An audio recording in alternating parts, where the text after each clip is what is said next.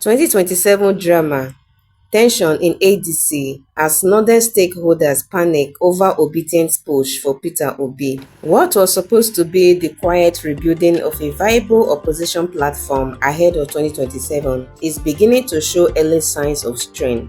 Inside the African Democratic Congress (ADC), tension is rising, alliances are being tested, and unspoken fears are slowly coming to the surface, all revolving around one name: Peter Obi.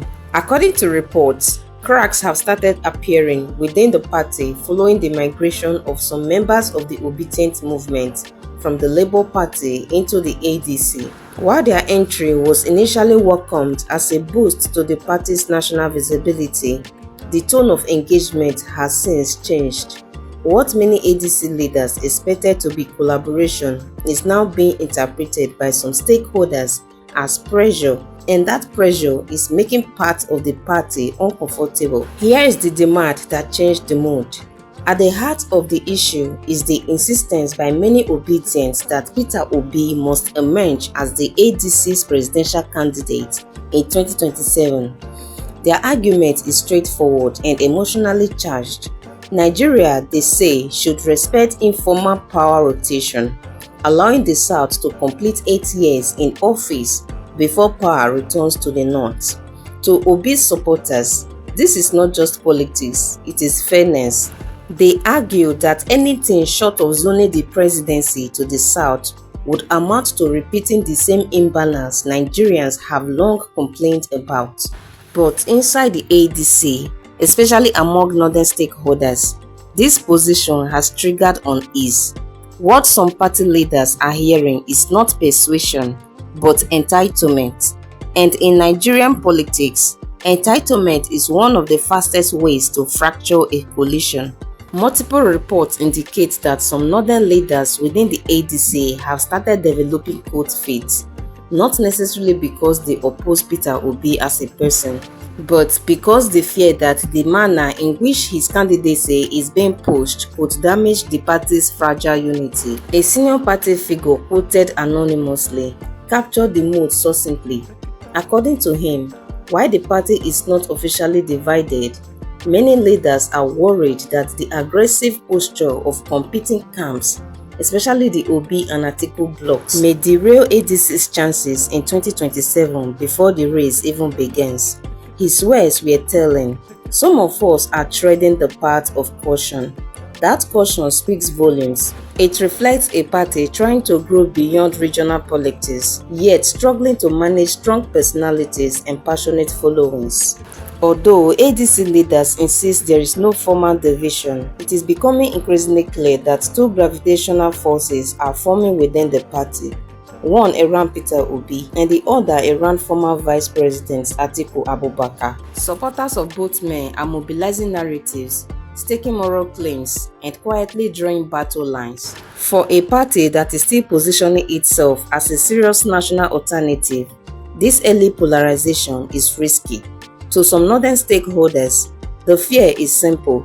If the ADC is perceived as having already handed over its ticket to one camp, it may lose the broad-based appeal required to challenge entrenched political structures in 2027. And once stakeholders begin to feel sidelined, withdrawal often follows, quietly at first, then openly. Aware of the growing tension, senior party figures have stepped in to cool nerves. Former ADC National Chairman Nwosu acknowledged that the party is indeed worried, but strongly pushed back against the idea that Peter Obi is fueling division. According to Nwosu, those stirring trouble under the Obidient banner represent only a tiny fraction of Obi's actual supporters. He stressed that Obi himself is committed to party unity and has consistently emphasized that the ADC project is about nation building, not personal ambition. Nwosu revealed that he recently met with Obi, who reportedly shared minutes from Obidient meetings where unity and party building were emphasized. This disclosure appears aimed at separating Obi's personal stance from the actions of overzealous supporters online and offline. Perhaps the most explosive part of Nwosu's comments was his claim that a significant portion of the inflammatory statements attributed to Obidients are not coming from ADC members at all. According to him, many of the voices stoking divisions are external actors, groups allegedly assembled to discredit the ADC and weaken the broader opposition movement ahead of 2027. If true, this introduces an entirely new layer to the crisis: deliberate destabilization. In Nigerian politics, this would not be unprecedented. Opposition parties have often been undermined from within by planted interests, fake pressure groups, and online provocateurs masquerading as loyal supporters. Whether or not this allegation holds water, it underscores how fragile opposition unity remains. One recurring theme in the ADC's internal concerns is emotion. Party leaders worry that passion, especially among younger and highly motivated Obi supporters, may be overtaking strategic thinking. Politics, they argue, is not won by moral conviction alone.